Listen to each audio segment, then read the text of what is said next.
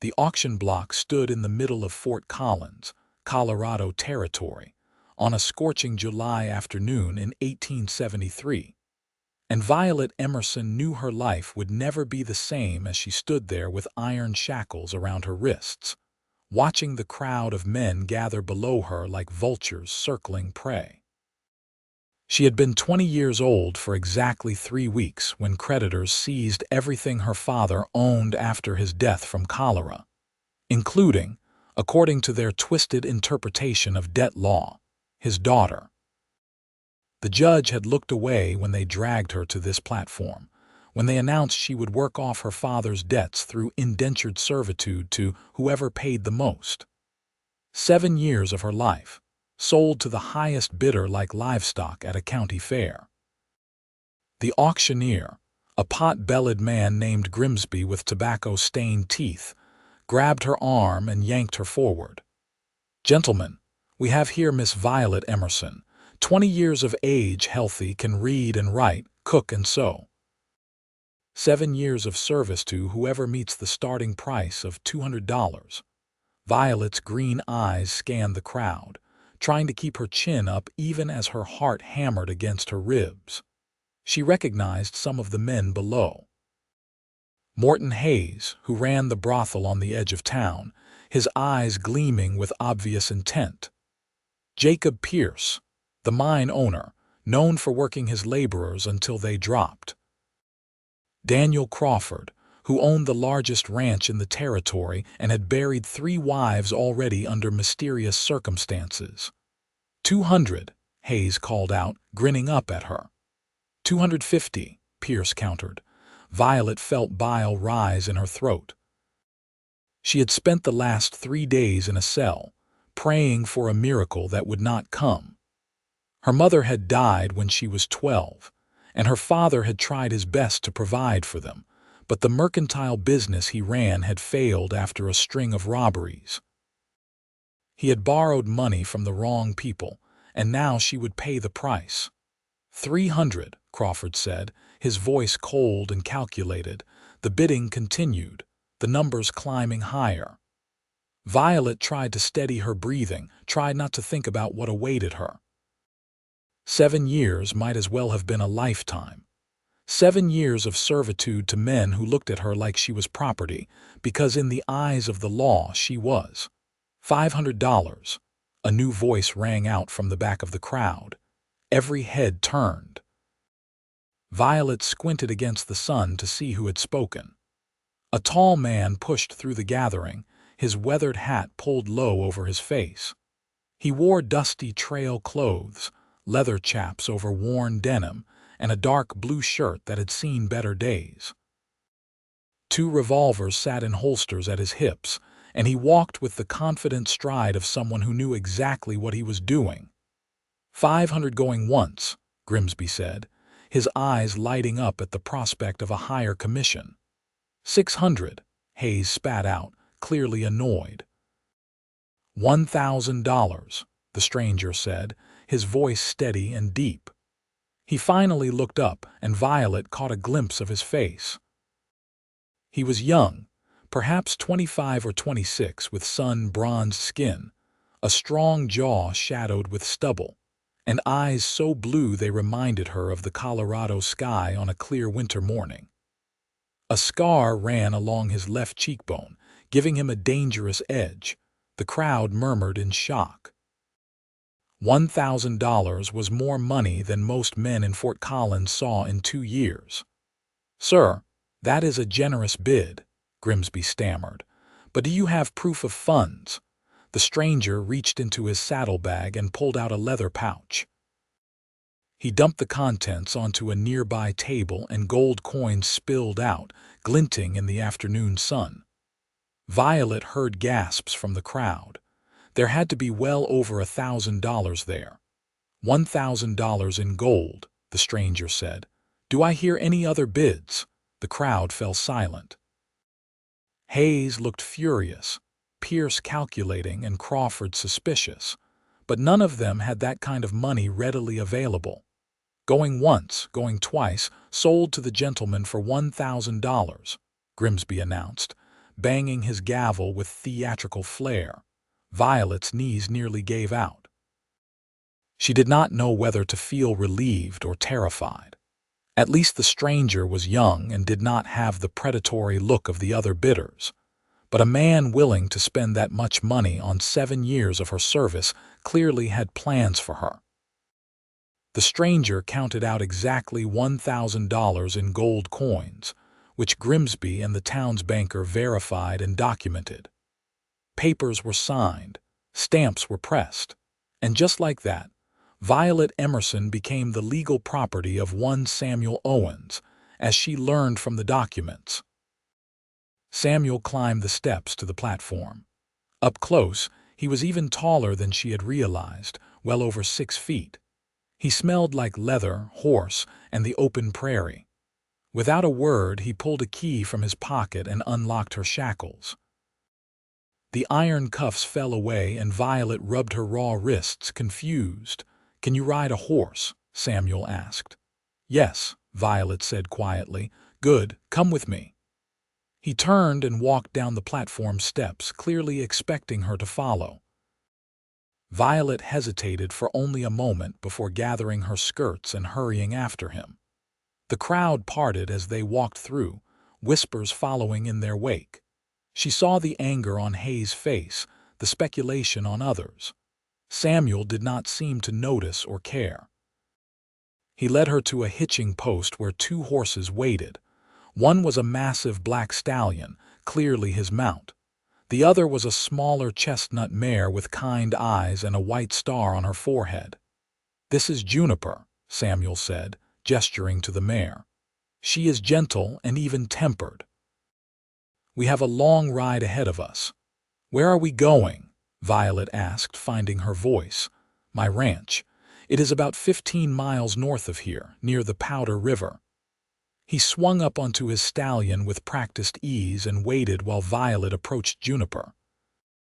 She had not ridden in months, not since before her father fell ill, but her body remembered the motions. She placed her foot in the stirrup and pulled herself up into the saddle, arranging her worn calico dress as modestly as possible. Samuel watched her settle, then nodded once. "Stay close. The trail can be rough in places." They rode out of Fort Collins heading north, leaving behind the whispers and stares. Violet had so many questions burning in her mind, but she kept silent, watching the man who now owned 7 years of her life. He sat his horse like he was born in the saddle, moving with the animal's rhythm as naturally as breathing. His eyes constantly scanned the horizon, alert to everything around them. The landscape opened up as they left town, rolling prairie dotted with clusters of cottonwood and willow trees. The Rocky Mountains rose up to the west, their peaks still touched with snow even in July. It was beautiful country, wild and untamed, much like the man leading the way. After about an hour of riding in silence, Samuel slowed his stallion until Violet drew alongside him. He glanced at her, his expression unreadable beneath the shadow of his hat. "You are probably wondering what I want from you," he said. Violet lifted her chin, trying to show more courage than she felt. "The thought had crossed my mind." "I am not like those men back there," Samuel said. "I do not need a servant or a woman to warm my bed against her will." "Then why did you spend $1,000 on my servitude contract?" Samuel was quiet for a long moment, his jaw working as if he was deciding how much to tell her. "Because I know what it is like to have your freedom stolen. Because I looked at that crowd and knew what would happen to you if any of them won the bid. Because it was wrong, what they were doing, and I had the means to stop it." Violet stared at him, her heart beginning to race for an entirely different reason. "I do not understand." "You will," Samuel said. "When we get to the ranch, the first thing I am going to do is burn that contract. You will be free to go wherever you want, do whatever you want. I will give you enough money to start over in California or back east or anywhere else that suits you." The words hit Violet like a physical blow. She pulled Juniper to a stop, and Samuel reined in his stallion, turning to face her. "Why would you do that?" she whispered. "Why would you spend $1,000 just to set me free?" Samuel's blue eyes met hers, and she saw something in them she had not expected. Pain. Old pain, the kind that left scars deeper than the one on his cheek. "Because 5 years ago I watched my sister sold the same way you were today," he said quietly. "Our parents died of fever, left debts behind. The creditors took everything, including my little sister Emma. She was 17. I was working cattle drives in Texas, trying to make enough money to pay off the debts and bring her home. By the time I got back to Kansas where we lived, she had been sold to a man who ran a saloon. When I finally found her 6 months later, she was so broken I barely recognized her." Violet felt tears prick her eyes. "What happened to her?" "I tried to buy out her contract, but the man who owned it refused, said she was too profitable." Samuel's hands tightened on his reins, his knuckles white. "So I stole her away in the middle of the night. We ran, changed our names, came out here to the Colorado territory to start over. She met a good man, a farmer, got married 2 years ago. She is happy now, or as happy as she can be after what she endured. But I swore that if I ever had the chance to stop what happened to her from happening to someone else, I would take it." The silence stretched between them, filled only with the whisper of wind through the grass and the distant call of a hawk. Violet felt something shift in her chest, a wall she had built around her heart beginning to crack. "Thank you," she said, her voice thick with emotion. "I do not have words adequate enough to express my gratitude." Samuel shook his head. "No gratitude needed. Every person deserves to be free. It is not charity, it is just doing what is right." They rode on, and Violet found herself studying Samuel Owens with new eyes. He was unlike any man she had ever met. Most men in her experience were either cruel or weak, or some combination of both. Her father had been kind but ineffectual, unable to protect her when it mattered most. The men who had bid on her were predators, but Samuel was different. He had strength without cruelty, conviction without self-righteousness. The ranch came into view as they crested a hill. It was a sprawling property nestled in a valley with the Powder River running along its eastern border. A sturdy 2-story house stood at the center, built from local timber and river stone. A large barn, corrals, and several outbuildings spread out around it. Cattle grazed in the distance, and Violet could see horses in a nearby pasture. "This is all yours?" she asked, impressed. "Every acre. I have worked hard for it, saved every penny from cattle drives and bronc busting, bought the land cheap because it needed work, built most of the structures myself with help from hired hands." There was pride in his voice, the earned kind that came from genuine accomplishment. They rode down to the ranch house, and Samuel helped Violet dismount. Her legs were shaky from the long ride, and she stumbled slightly. His hands steadied her, strong and warm, and she felt a jolt of awareness at his touch. Their eyes met, and for a heartbeat, neither moved. Then Samuel cleared his throat and stepped back. "Come inside," he said. "You must be hungry and tired." The interior of the house surprised Violet. She had expected a rough bachelor's cabin, but instead found a well-maintained home with real furniture, curtains on the windows, and a stone fireplace that dominated one wall. The main room combined kitchen and living space, with a hallway leading to what she assumed were bedrooms.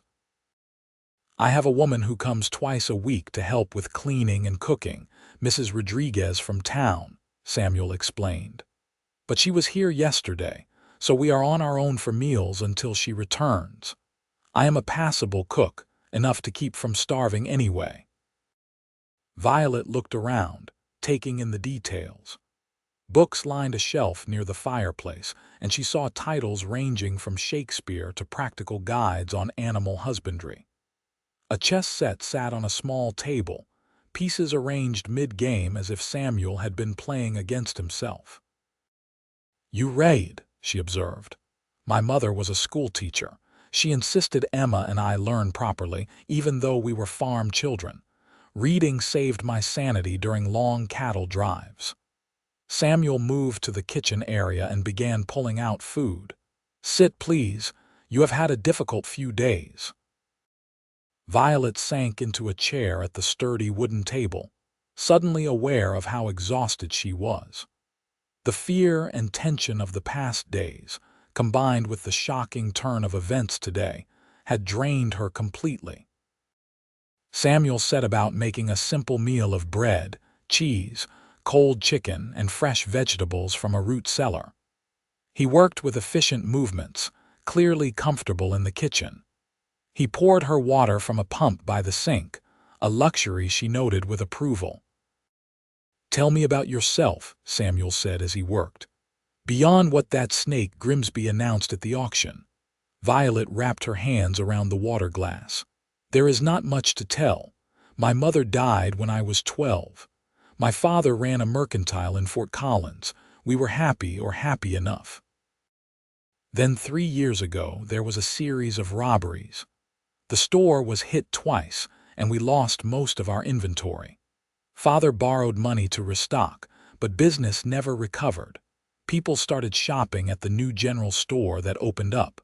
Father tried to keep going, but the stress wore him down. When the cholera outbreak hit this spring, he did not have the strength to fight it." "I am sorry," Samuel said simply. "Losing a parent is hard. Losing both is harder."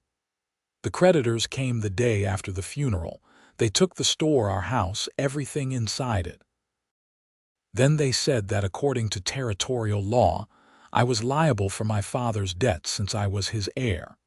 They said I could either pay the full amount immediately, which was impossible, or work off the debt through indentured servitude." Violet's voice shook with anger. "The judge was the creditor's brother-in-law. I never had a chance." Samuel placed a plate of food in front of her, then sat down across the table with his own.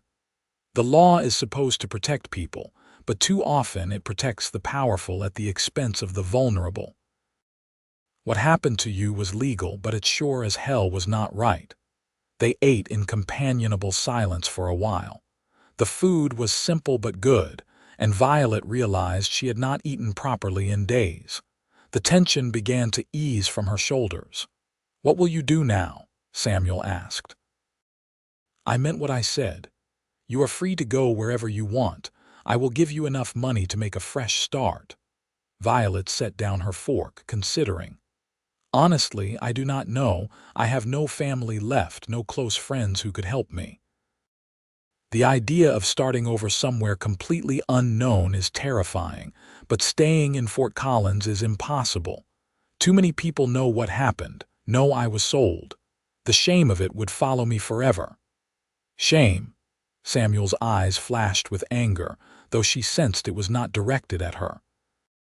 "You have nothing to be ashamed of. You were the victim of an unjust system." "That may be true, but people will not see it that way. Women are always blamed for their circumstances, even when they had no control over them." Samuel leaned back in his chair, studying her. "What if you stayed here?" Violet's heart skipped. "What do you mean?" "I mean, what if you stayed at the ranch? Not as a servant, but as a paid employee. I actually do need help.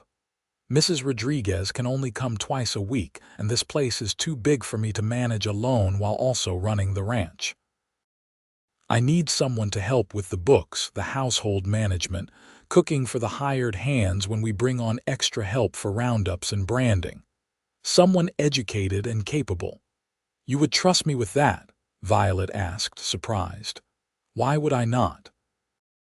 You said you can read and write, and you clearly have a good head on your shoulders. I would pay you fair wages, $30 a month plus room and board.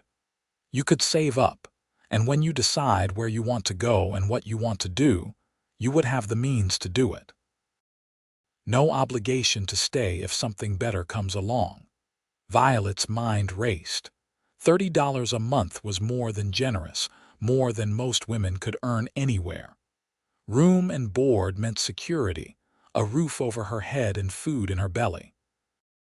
And staying on a ranch 15 miles from Fort Collins meant she would not have to face the gossip and shame directly. But there was another factor, one that made her pulse quicken. Samuel Owens himself. She barely knew him, yet he had already shown her more kindness and respect than any man she had ever known. The thought of staying near him, of getting to know him better, held a dangerous appeal. "That is very generous," she said carefully. "But what would people say? A single woman living on a ranch with a single man. Mrs. Rodriguez will be here twice a week as a chaperone of sorts, and I have hired hands who live in the bunkhouse, so we would not truly be alone. But if you are worried about your reputation, we could arrange something else. There is a family who runs a small farm about 3 miles east of here, the Martins. Good people. You could stay with them and come to the ranch during the day to work." Violet thought about it, turning over the options in her mind. But the truth was, her reputation was already ruined by the auction. Staying at the ranch house would be no worse, and the convenience of being on site appealed to her practical nature. "I will stay here," she decided. "Work for you properly, earn my keep. If people want to gossip, let them. I am tired of living my life according to what others think." A slow smile spread across Samuel's face, transforming it. He was handsome when serious, but when he smiled, he was breathtaking. "Good. I am glad." After they finished eating, Samuel showed Violet to her room on the second floor. It was a decent-sized space with a real bed, a dresser, a washstand, and a window that looked out over the ranch. Clean linens were already on the bed, and there were even curtains on the window. "This was supposed to be Emma's room when she came to visit," Samuel explained. "But she never felt comfortable here. Too many memories tied to the reasons we had to run. She only came once, decided she preferred her own place with her husband, so the room has just been sitting empty." "It is perfect," Violet said honestly. "Better than anywhere I have lived since Mother died." Samuel lingered in the doorway. "I will burn that contract tomorrow, first thing. I want you to see it destroyed so you know you are truly free." "Thank you, Samuel," Violet said softly. He tipped his hat to her, a courtly gesture that seemed at odds with his rough exterior. "Get some rest, Violet. Tomorrow we will talk about what the work entails and get you properly settled." After he left, closing the door behind him, Violet sank onto the bed. The mattress was comfortable, the pillow soft. She could hear Samuel moving around downstairs, the familiar sounds of someone banking a fire and locking doors for the night. She should have felt relieved, safe, grateful. And she did feel all those things. But there was something else too. A flutter of anticipation in her chest that had nothing to do with her new employment, and everything to do with the blue-eyed cowboy who had saved her. Violet woke the next morning to sunlight streaming through her window and the smell of coffee and bacon wafting up from downstairs. For a moment, she was disoriented, forgetting where she was. Then memory returned, and she sat up quickly. She had no clothes except the worn dress she had been wearing yesterday. Looking around the room, she spotted a bundle on the dresser that had not been there last night.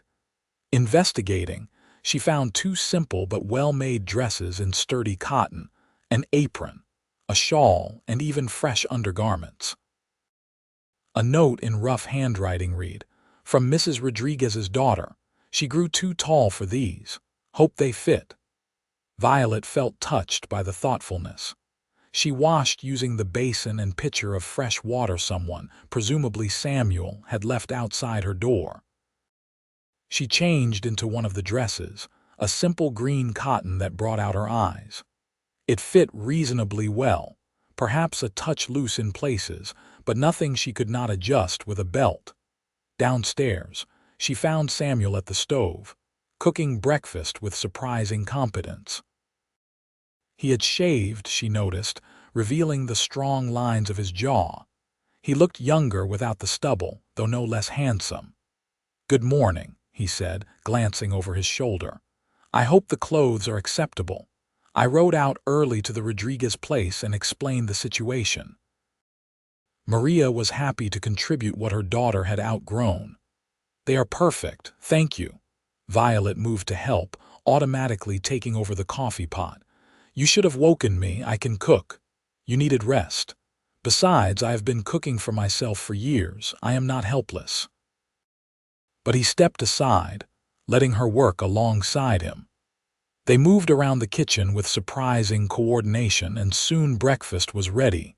As they ate, Samuel pulled out the contract from his shirt pocket.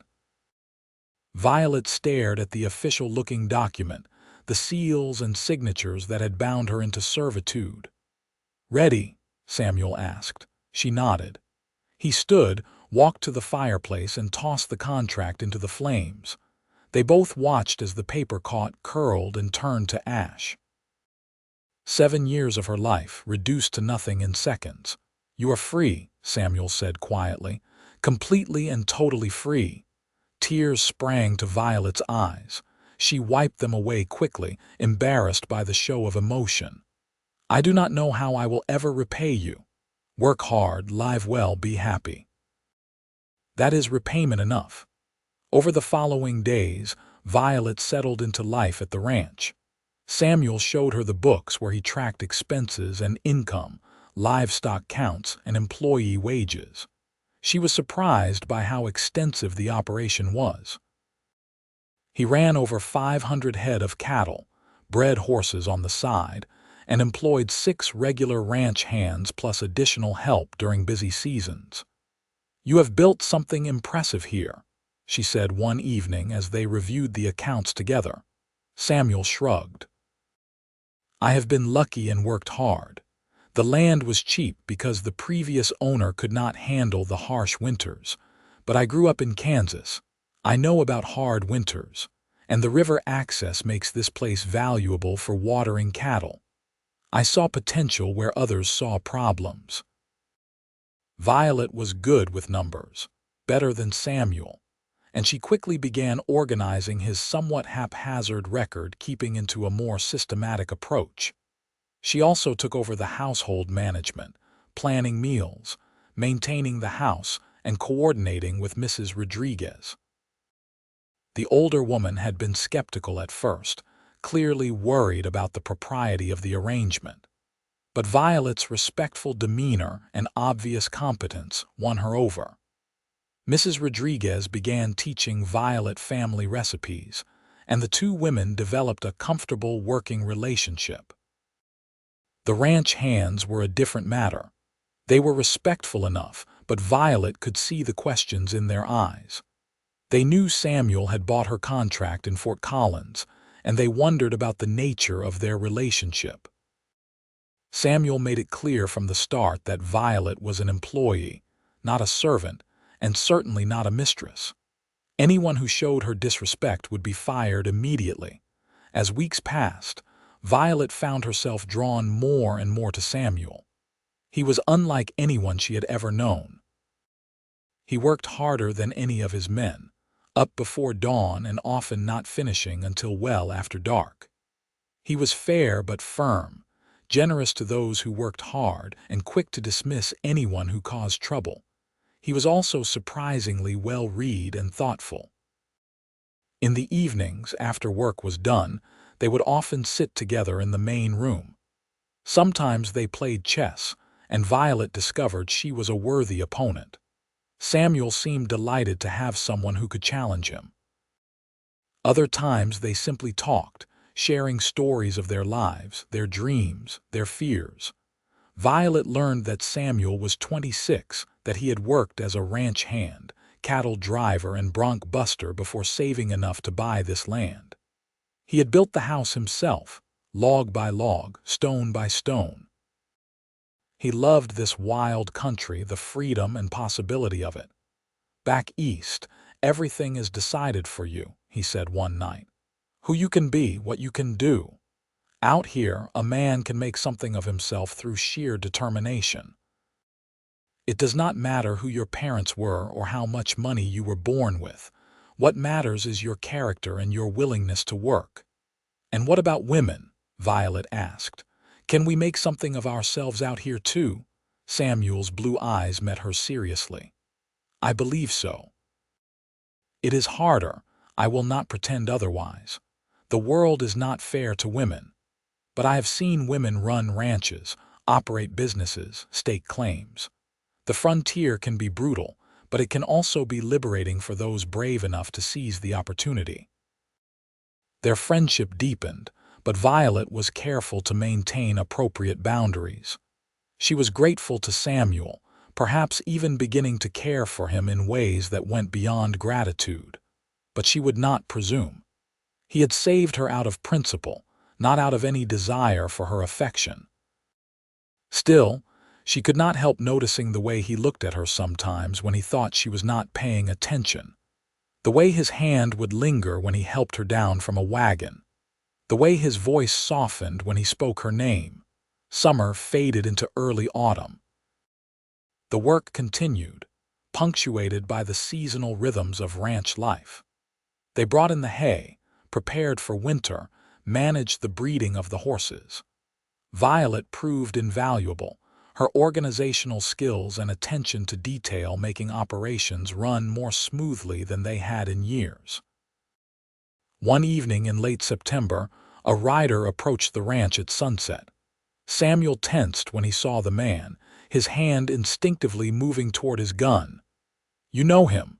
Violet asked, sensing the sudden shift in Samuel's demeanor. "That is Morton Hayes' man from the brothel in Fort Collins. Nothing good comes from him being here."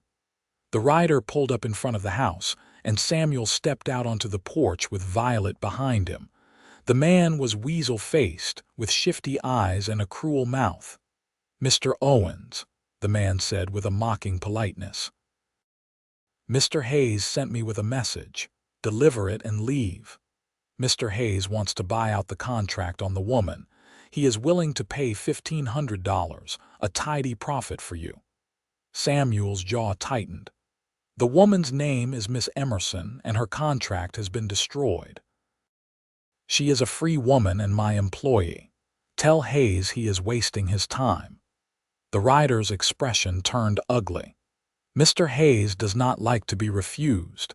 He has influential friends, including Judge Morrison, who presided over the debt auction. He could make things difficult for you." "Let him try," Samuel said coldly. "Now get off my property before I help you leave." The man's hand moved toward his gun, but Samuel was faster. His revolver cleared leather with practiced speed, cocked and aimed at the rider before the man could draw. "I would reconsider that if I were you," Samuel said quietly, his voice deadly calm. The rider slowly raised his hands. "This is not over, Owens." "Yes, it is. Tell Hayes that if he or any of his men come near Miss Emerson or my property again, I will not be so polite. Now ride." The man turned his horse and galloped away into the gathering dusk. Samuel holstered his gun but did not relax until the rider was out of sight. "Will he cause trouble?" Violet asked, her heart pounding. "Maybe. Probably. Hayes is a bully, and bullies do not like being told no." Samuel turned to her, his expression serious. "I want you to start carrying this." He pulled a small derringer from his boot. "Do you know how to shoot?" "My father taught me when I was young." "Good. Keep this with you at all times, and do not ride out alone until this blows over." Violet took the gun, feeling its weight in her hand. The freedom Samuel had given her suddenly felt fragile, threatened by men who saw her as property to be bought and sold. Over the next few weeks, nothing happened, but the tension did not ease.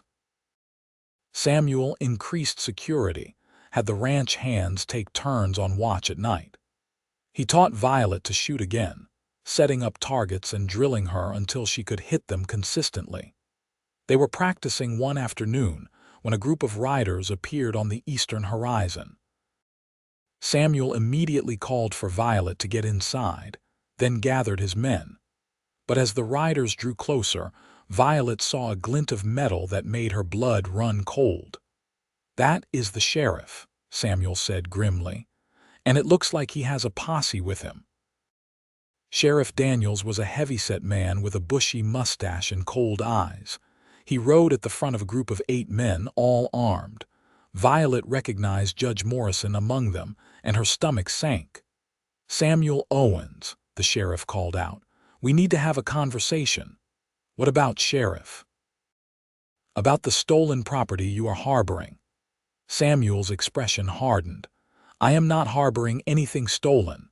Miss Emerson was purchased legally, and I own the contract to her servitude." "That contract was procured under fraudulent circumstances," Judge Morrison interjected. "There is evidence that you colluded with Miss Emerson to defraud the legitimate creditors of her father's estate." "That is a lie," Violet said, stepping forward despite Samuel's warning gesture.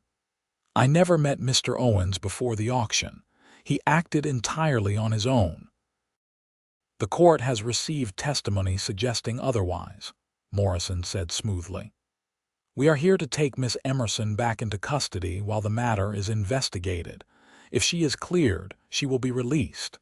If not, she will be prosecuted for fraud and Mr. Owens for conspiracy." "This is Hayes' doing," Samuel said flatly. "He is using his connections to get what he wants." "Careful with your accusations, Owens," the sheriff warned. "Now stand aside, we are taking the woman." Samuel did not move. "No," the sheriff's hand moved to his gun. "Do not make this harder than it needs to be. We have the law on our side." "The law?" Samuel's voice was hard as iron. "The law that allows men to sell women like cattle. The law that protects men like Hayes who profit from human misery. That law. The law is the law." "Now move aside or I will arrest you for obstruction." Violet stepped up beside Samuel. "I will go with them. I will not let you be arrested because of me." "No," Samuel said firmly. "They are not taking you, not now, not ever. There are 8 of them, Samuel. You cannot fight them all." "Then we will all hang together, because I am not letting them drag you back to Fort Collins to face trumped-up charges." The standoff stretched out, tense and dangerous. Violet could see Samuel's ranch hands positioning themselves, hands near their guns. The sheriff's posse did the same. This could turn into a bloodbath in seconds. "Wait," Violet said desperately. "There has to be another way. Samuel, please, I cannot let people die because of me." Samuel looked at her, conflict clear in his eyes. She saw his love for her in that moment, saw it written plainly across his features, and her heart broke because this was not how she had wanted to discover his feelings. "Listen to the woman, Owens," Morrison said. "Be reasonable." Before Samuel could respond, a new voice rang out across the ranch yard. "Maybe everyone should take a breath before this gets out of hand." A lone rider was approaching from the west, silhouetted against the setting sun. As he drew closer, Violet saw he wore a silver star on his chest. A United States Marshal. The rider pulled up between the two groups. He was an older man, perhaps 50, with graying hair and the weathered face of someone who had spent a lifetime outdoors. His eyes were sharp and intelligent. "Marshal Prescott," the sheriff said, clearly surprised. "What brings you to these parts?" "Received an interesting telegram from Fort Collins," Prescott said mildly. "Seems there was an unusual auction a few weeks back. Debt servitude auction, selling a young woman to work off her father's debts." The telegram came from a concerned citizen who thought the whole thing smelled fishy. "The auction was perfectly legal," Morrison said quickly. "Was it?" Prescott turned his gaze on the judge. "See, I looked into territorial law on debt settlement. Turns out that while indentured servitude is technically legal in some circumstances, the use of it in this case was questionable at best. The father's debts should have been settled through sale of his property, not through bondage of his adult daughter. The property was insufficient to cover the debts, Morrison protested. According to whom?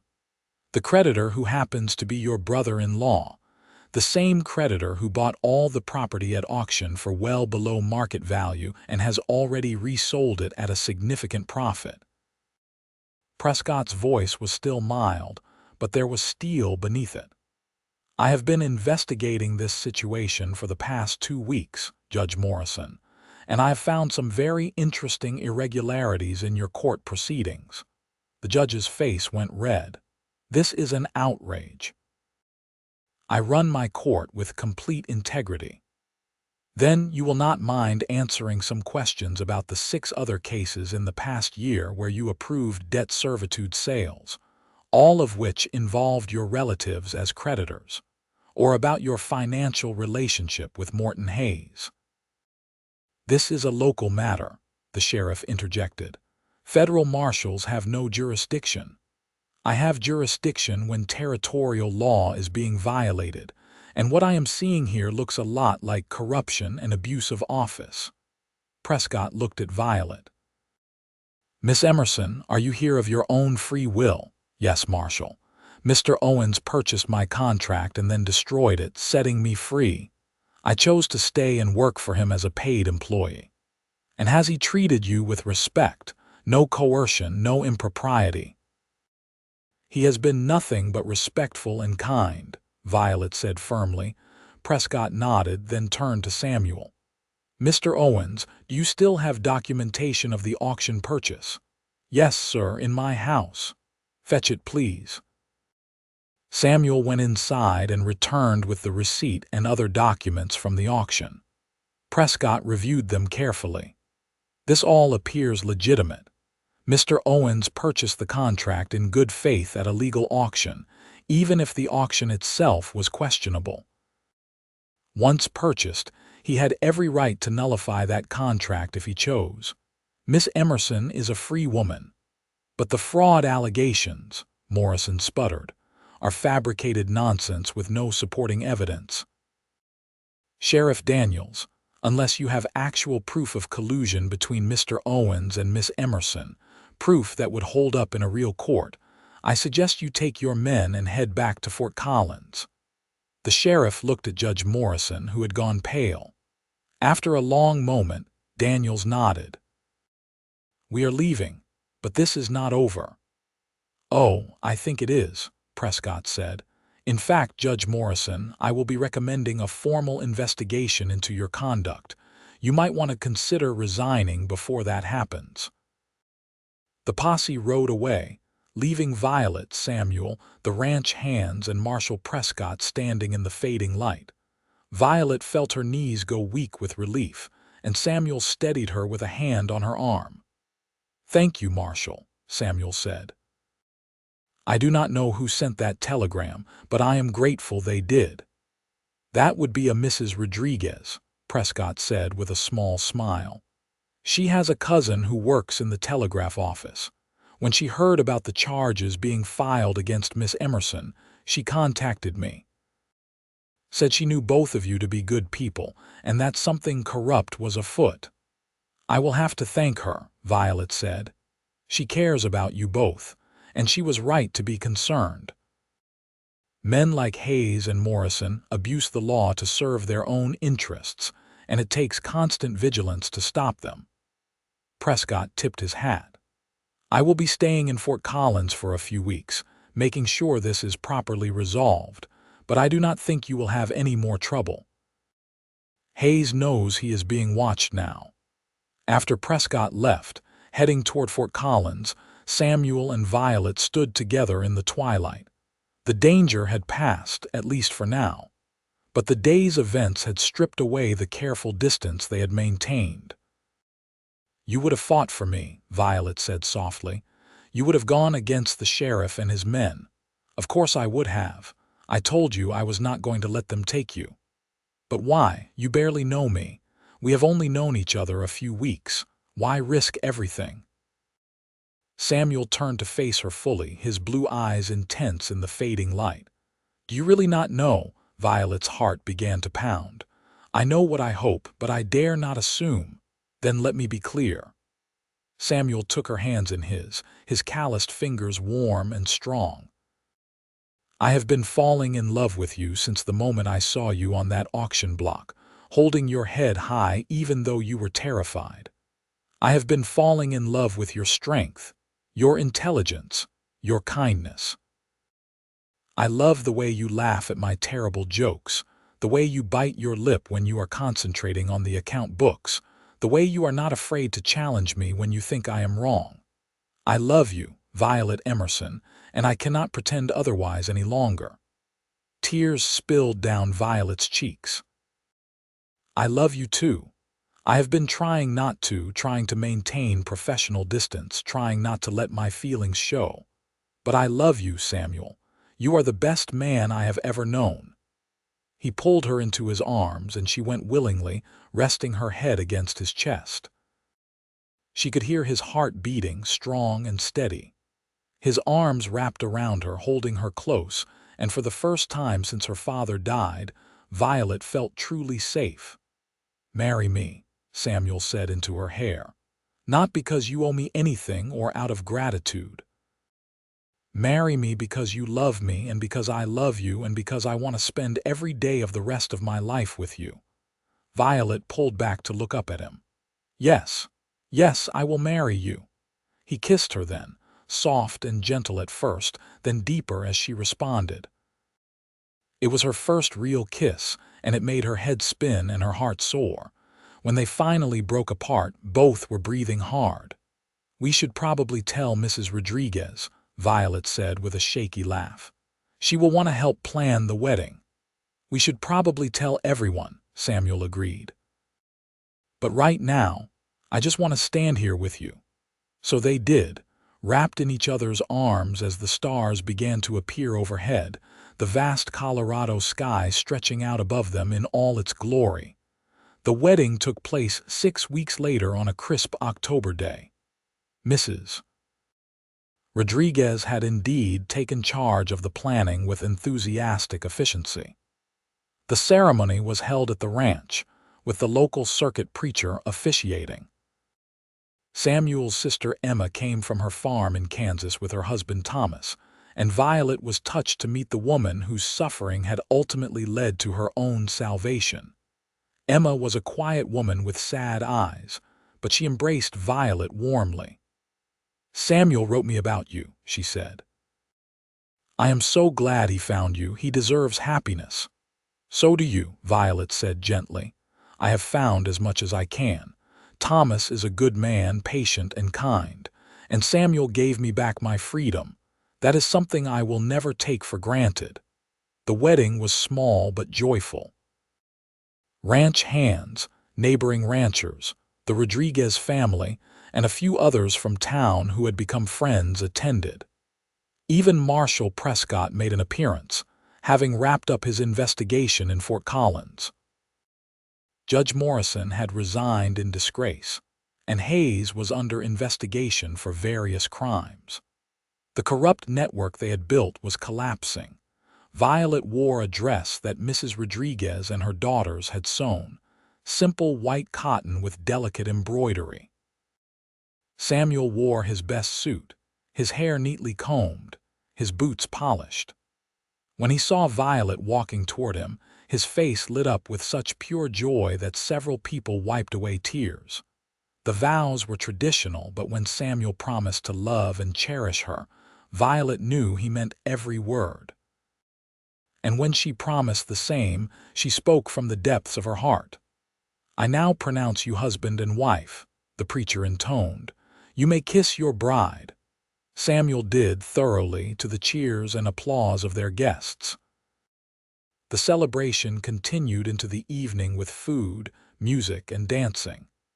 Someone had brought a fiddle, another a guitar, and the ranch yard filled with laughter and song. Violet danced with Samuel, with his ranch hands, with Thomas, and even Marshal Prescott. But she kept returning to her husband, drawn to him like a compass to true north. As the party wound down and guests began to depart, or settle into the barn and bunkhouse where sleeping spaces had been prepared. Samuel took Violet's hand and led her into the house, up the stairs to what was now their shared bedroom. Violet had moved her belongings from the guest room into Samuel's larger room the day before, at his gentle insistence. Now, as they entered together as husband and wife, she felt a flutter of nervousness mixed with anticipation. "Are you nervous?" Samuel asked softly, closing the door behind them. "A little," Violet admitted. "I have never been with anyone before. Neither have I, not truly. There was a woman once during a cattle drive, but it was quick and impersonal and meant nothing. This is different. You are different." He cupped her face in his hands. "We have all the time in the world. No rushing, no pressure. We learn together." He kissed her, and Violet melted into him. They undressed each other slowly, discovering each other with gentle touches and whispered words. Samuel was patient and tender, attentive to her responses, making sure she was comfortable and ready before taking their intimacy further. When they finally came together, it was with love and trust, and a deep connection that transcended the physical. Afterward, they lay tangled together in the darkness, skin against skin, hearts beating in synchronization. "I love you," Violet whispered. "I love you too," Samuel replied, pressing a kiss to her forehead. "My wife." The word sent a thrill through her. Wife. She was someone's wife, someone's partner, someone's equal. Not property, not a servant, but a cherished companion. Life settled into a comfortable rhythm over the following months. Winter came to the Colorado Territory with heavy snows and bitter cold, but the ranch was prepared. Violet and Samuel worked together, managing the operation, making decisions as partners. She handled the books and household while he managed the livestock and land, but their responsibilities overlapped, and they consulted each other on everything important. The ranch prospered under their joint management. Violet's organizational skills and Samuel's ranching knowledge complemented each other perfectly. By spring, they had increased their herd and improved their breeding stock. They hired 2 more permanent hands and began planning to expand their operations. But the greatest joy came one morning in early March when Violet woke up feeling ill. At first, she thought it was something she ate, but when the nausea continued for several days, always in the morning, Mrs. Rodriguez gave her a knowing look. "I think perhaps you should see the doctor in town," the older woman said gently. The doctor confirmed what Violet had begun to suspect. She was pregnant, about 2 months along. The baby would come in late September or early October. She told Samuel that evening after dinner. He stared at her for a long moment, then let out a whoop of joy that probably scared the horses. He swept her up in his arms, spinning her around until she laughingly demanded he put her down. "We are going to have a baby," he kept saying, wonder in his voice. "A baby." "Are you happy?" Violet asked, though she could see the answer in his face. "Happy does not even begin to cover it. Violet, you have given me everything. Love, partnership, and now a child. I am the luckiest man alive." The pregnancy progressed smoothly. Samuel became almost comically protective, insisting Violet not lift anything heavy, not ride horses, not do anything that might endanger her or the baby. Violet found it both endearing and occasionally frustrating, but she could not deny the love behind his concern. Emma came to visit in the summer, her own belly round with her second child. The 2 women spent long afternoons talking about motherhood, preparing baby clothes and enjoying each other's company. Emma seemed happier than she had at the wedding, some of the sadness lifting from her eyes. "You are good for Samuel," Emma told Violet one afternoon. "I have not seen him this happy since before our parents died. You healed something in him." "He healed something in me too," Violet replied. "We healed each other." Labor came on a crisp October evening, earlier than expected but not dangerously so. Mrs. Rodriguez and the doctor were summoned, and Samuel paced the downstairs like a caged animal while Violet labored upstairs. The birth was long and difficult, but Violet was strong.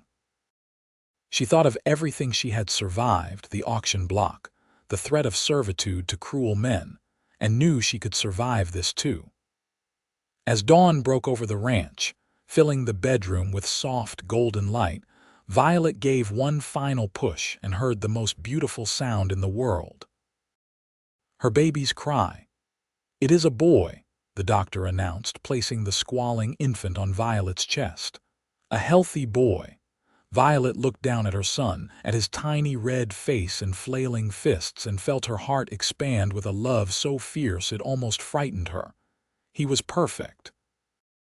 Absolutely perfect. Samuel burst into the room moments later, having apparently ignored all instructions to wait downstairs. His eyes were wide with fear and hope. "Violet, are you all right? Is the baby?" "We are fine," Violet said, smiling through tears of exhaustion and joy. "Come meet your son." Samuel approached the bed slowly, almost reverently. When he looked down at the baby in Violet's arms, his face transformed. Tears streamed down his cheeks as he reached out to touch the tiny hand, and his son's fingers immediately wrapped around one of his. "He is perfect," Samuel whispered. "He is absolutely perfect." They named him James Michael Owens after both their fathers.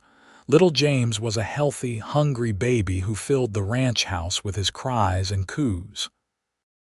Samuel was a devoted father, involved in his son's care in a way that surprised even Mrs. Rodriguez, who had traditional views on such things.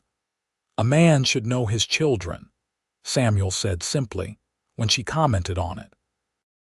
"I am not going to be one of those fathers who only sees his child at dinner and expects someone else to do all the real work of raising him." As James grew from infant to toddler, the ranch continued to thrive. Word spread about the quality of the Owens cattle and horses, and they began to get buyers from as far away as Denver and Cheyenne. Violet managed the business side with skill, negotiating deals and managing contracts. Together, she and Samuel built something substantial. When James was 2, Violet became pregnant again. This time the pregnancy was easier and the birth quicker. They welcomed a daughter in the spring of 1877, a red-faced little girl with her mother's green eyes and her father's stubborn chin. They named her Sarah Rose. Life was full and busy, and sometimes chaotic with 2 small children and a ranch to run, but Violet had never been happier. On quiet evenings after the children were asleep, she and Samuel would sit together on the porch, watching the sun set over the mountains. "Do you ever think about what might have happened if I had not bid on you that day?" Samuel asked one such evening. Violet shuddered. "I try not to. The possibilities are too dark. I know I said I did it because of Emma, because I could not stand by and watch another woman suffer the way she did. And that was true. But I think something else was at work that day too. Call it fate or providence or just dumb luck, but I think we were meant to find each other." "I believe that too," Violet said softly. "I believe some things are meant to be. I believe I was meant to end up on that auction block, horrible as it was, because it led me to you. Every terrible thing that happened, every hardship and loss, it was all a path leading me here." "Do you ever miss your old life, before all this?" Violet considered the question seriously. "I miss my parents. I wish they could have met you, could have known their grandchildren. But the life itself. No, I was existing, not truly living. Here with you, I am fully alive. I am free in a way I never was before, even when I thought I was." Samuel took her hand, raising it to his lips. "You made me believe in love again. After everything I had seen, all the cruelty and injustice, I was becoming hard, cynical. But you reminded me that there is still goodness in the world, still hope." "We remind each other," Violet said. That is what love is, I think. Two people reminding each other to hope, to believe, to keep going even when things are hard. The years passed in a blur of children growing, cattle drives, harsh winters, and glorious summers. James grew into a serious, thoughtful boy who loved books as much as horses. Sarah was wild and fearless, always climbing things and getting into trouble. When she was 4, they were joined by another brother, Thomas, named for Emma's husband who had passed away the previous year from pneumonia. Emma moved to a small house in Fort Collins after Thomas's death, unable to manage the farm alone. Samuel immediately offered to let her live at the ranch, but she declined, saying she needed to make her own way. She did, opening a successful dressmaking shop that catered to the growing town's increasingly prosperous population. The ranch expanded over the years. They bought adjacent properties as they became available, increasing their holdings to over 2,000 acres. They built a new, larger barn and added more outbuildings. The original ranch house was expanded to accommodate their growing family. By 1885, James was 11, Sarah 8, and Thomas 6. Violet was 32 and Samuel 38. They had built a legacy together, not just in land and cattle, but in family and community. They employed over a dozen people regularly, provided good wages and fair treatment, and were respected throughout the territory. One evening in late summer, after the children were in bed, Samuel and Violet sat on the porch as they had countless times before. But this time, Samuel had a serious expression. "I have been thinking," he said, "about what happens to all this when we are gone. That is morbid talk for such a beautiful evening. Practical talk. We have built something substantial here, Violet. I want to make sure it is protected, that the children inherit fairly, that everything we have worked for is not lost. You are right. We should talk to a lawyer, draw up proper papers. Already done. Went to Denver last month when I said I was looking at breeding stock. Had a lawyer draw up a will, a partnership agreement making you full owner alongside me, and trust documents for the children." Violet turned to him, surprised. "You did all that without telling me." "I wanted to surprise you. You are not just my wife, Violet. You are my partner in every sense. If something happens to me, this ranch is yours, completely and legally. No one can take it from you the way your father's property was taken, and when we are both gone, it is divided equally among our children." Tears pricked Violet's eyes. "You are always protecting me, even from dangers I have not thought of yet. I will always protect you. That is what love is." As Colorado moved toward statehood, which would come in 1876, Fort Collins grew from a rough frontier town into a more established community. Schools were built, churches erected, proper roads laid. The wild lawlessness of the early days gave way to civilization, though the spirit of the frontier remained. Violet became involved in community efforts, helping to establish a school, organizing charity drives for families struggling through hard winters. She never forgot what it was like to have nothing, to face a future of servitude and despair.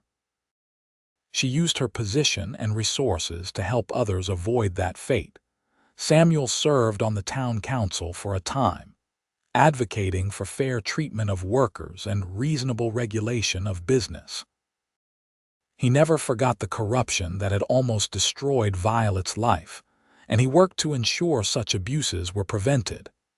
Their marriage remained strong through the years, built on a foundation of mutual respect, shared values, and deep love. They still made time for each other, despite the demands of the ranch and raising children. They still talked late into the night, still played chess, still found moments to be alone together. When Violet was 35, she became pregnant unexpectedly with their 4th child.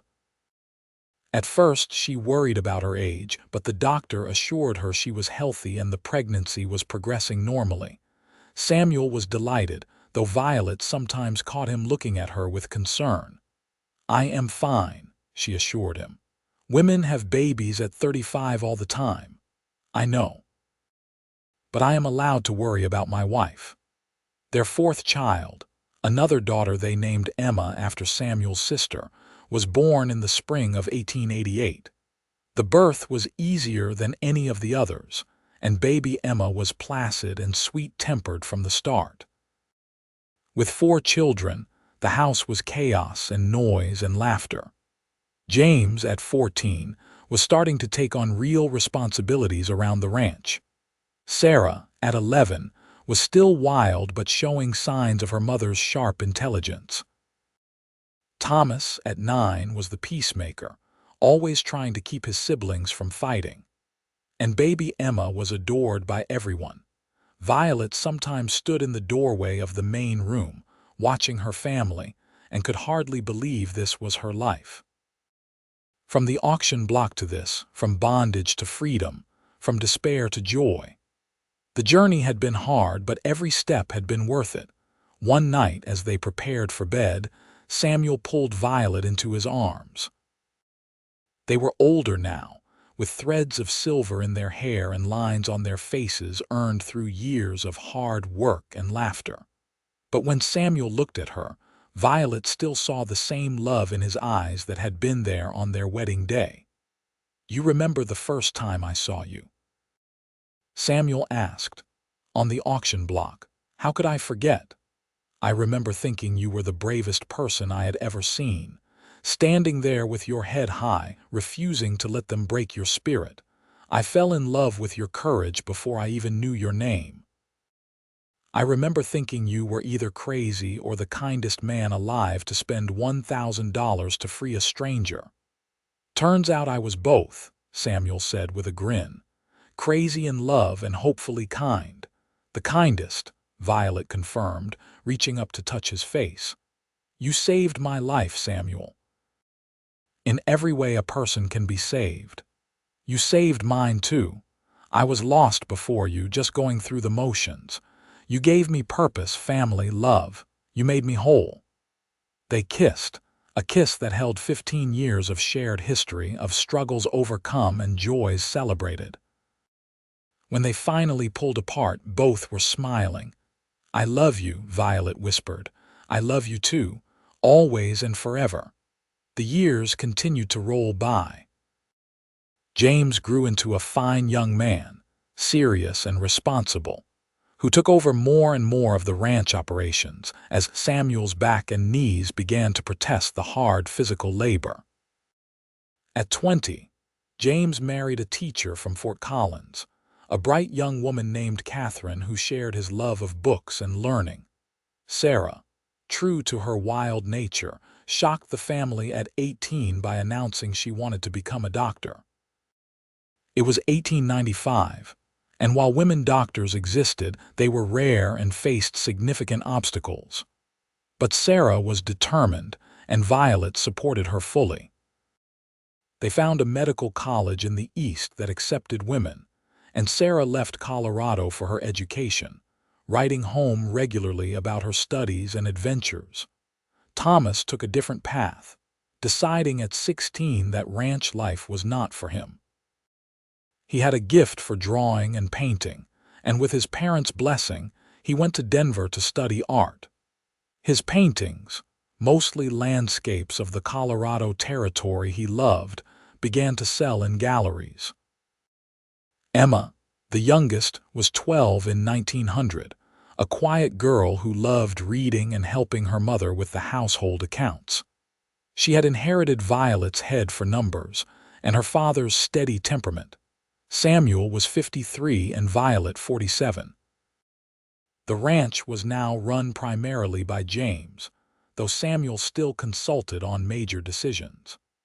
Violet had stepped back from the day-to-day management to focus on other interests, including helping to establish a library in Fort Collins and working with women's suffrage groups. One evening in the summer of 1900, Violet and Samuel took a ride out to the river, just the two of them. They had not done this in years, both being too busy with various responsibilities. But James had insisted, saying they needed time together. They dismounted near the riverbank, in a spot where cottonwood trees provided shade and the water ran clear and cool over smooth stones. This was where Samuel had first brought Violet after the wedding, where they had talked about their dreams for the future. "Hard to believe it has been 27 years since we married," Samuel said, settling onto the grass beside the river. "Feels like yesterday and a lifetime ago all at once." Violet sat beside him, leaning against his shoulder. "We have lived a full life. 4 children, a successful ranch, a community we helped build. More than I ever dreamed possible when I stood on that auction block. Do you ever think about what you would tell that 20-year-old girl if you could go back?" "I would tell her to hold on. That the darkness will pass and the light will come. That love is real and worth waiting for. That she is stronger than she knows." Violet looked up at Samuel. "What would you tell the 26-year-old man who bid $1,000 on a stranger?" "I would tell him he was making the best decision of his life. That the woman he is saving will save him right back. That love is not about grand gestures, but about showing up every day, choosing each other over and over again." They sat in comfortable silence, listening to the river and the wind in the trees. The sun began to set, painting the sky in shades of orange and pink and purple. "I have been thinking about our legacy," Samuel said after a while. "Not the ranch or the property, but the real legacy. What we are leaving behind that matters." "Our children," Violet said immediately. "Yes, but more than that. The example we set. James knows what a real partnership looks like because he grew up watching us. Sarah has the courage to pursue her dreams because we supported her. Thomas feels free to follow his passion because we never tried to force him into a mold. And Emma will grow up knowing her worth because she saw her mother valued and respected every day. You think we did right by them?" "I think we loved them and supported them and taught them to think for themselves. What more can parents do?" Violet smiled. "Not much, I suppose." As the stars began to appear overhead, they rode back to the ranch. The house was lit up, welcoming them home. Through the windows, Violet could see Emma reading in the parlor and James and Catherine in the kitchen. Smoke rose from the chimney, and horses moved peacefully in the corral home. This was home. Not just the physical place, but the feeling of belonging, of being loved and safe and free. Over the next few years, life continued to change and evolve. Sarah graduated from medical school and returned to Colorado, opening a practice in Denver that catered primarily to women and children. She married a fellow doctor, and they became partners both in life and in their medical practice. Thomas's art gained recognition, and he had a successful show in Chicago.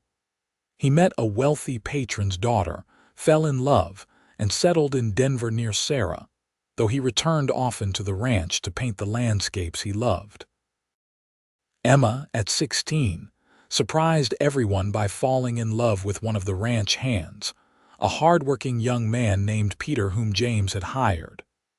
At first, Samuel was protective, but Peter proved himself to be respectful, honorable, and deeply in love with Emma. They married when she was 18, and Peter became James's right hand in managing the ranch. James and Catherine had 3 children, giving Violet and Samuel grandchildren who ran through the ranch house the way their own children once had. The cycle continued, life renewing itself. In 1905, Samuel fell ill with a fever. At first, it seemed like a minor thing, but it lingered and he grew weaker. The doctor came from Fort Collins, then specialists were brought in from Denver, but the prognosis was grim. At 58, Samuel's heart was giving out, weakened by years of hard work and the lingering effects of a harsh childhood. Violet rarely left his side. She sat with him through the long days and nights, holding his hand, talking to him, reading to him. Their children came, gathering around their father's bedside. Even Thomas made the journey from Chicago, where he had been preparing for another art show. One evening in late September, as the aspens turned gold on the mountainsides, Samuel rallied slightly. He asked to speak to Violet alone, and their children quietly left the room. "I am not going to recover," Samuel said, his voice weak but steady. "Do not say that," Violet protested, though she knew it was true. "We have always been honest with each other. Let us not stop now." He squeezed her hand with what strength he had left. "Violet, loving you has been the greatest joy of my life. These 32 years we have had together, they have been everything." Tears streamed down Violet's face. "You cannot leave me. I am not ready. You are the strongest person I know. You will be fine. The ranch is in good hands with James. Our children are settled and happy. You have grandchildren who adore you. You will grieve, but you will go on because that is what you do. You survive. You thrive. I do not want to do it without you. I will always be with you. In every sunset over the mountains, in every room of this house we built together, in our children's faces. Love does not end just because life does." They talked through the night, reminiscing about their years together.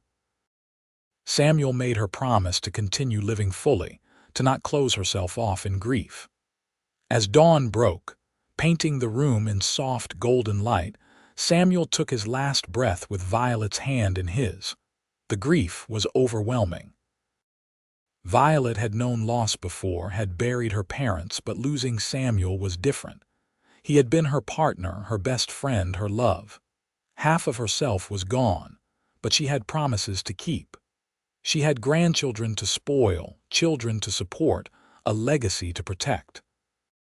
So Violet did what she had always done. She endured. She continued. The funeral was held at the ranch, and it seemed like half of Colorado territory turned out. Samuel had been respected and loved, known for his fairness, his integrity, his kindness. People shared stories of how he had helped them, given them second chances, treated them with dignity when others would not. Violet stood beside the grave, flanked by her children and grandchildren, and realized that Samuel's real legacy was not the land or the cattle or the buildings. It was the lives he had touched, the example he had set, the love he had shown. The years after Samuel's death were difficult but not empty. Violet threw herself into her community work, into helping raise her grandchildren, into preserving the ranch Samuel had built. She lived to see Colorado's growth from frontier territory to established state, to see automobiles replace horses in town, to see the world change in ways she could never have imagined as that frightened 20-year-old on an auction block. Sarah's medical practice thrived, and she became one of the leading advocates for women's health care in Colorado. Thomas's paintings hung in galleries across the country.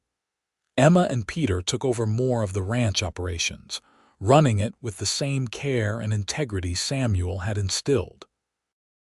James became a community leader, serving in the state legislature and fighting for fair labor laws. Violet lived to be 78 years old, passing peacefully in her sleep in the ranch house she and Samuel had shared for so many years. It was 1926, and the world bore little resemblance to the rough frontier town where she had once been sold to the highest bidder. At her funeral, her children and grandchildren shared stories of her strength, her kindness, her sharp mind and sharper wit, of how she had helped build not just a ranch but a family, a legacy, of the love story that had started with an auction and ended with a lifetime of devotion. The ranch stayed in the family for generations, passed down through James's children and then their children. The original house was preserved, and family members would sometimes stand in the main room where Violet and Samuel had shared so many evenings, feeling the echoes of their love still present in the walls.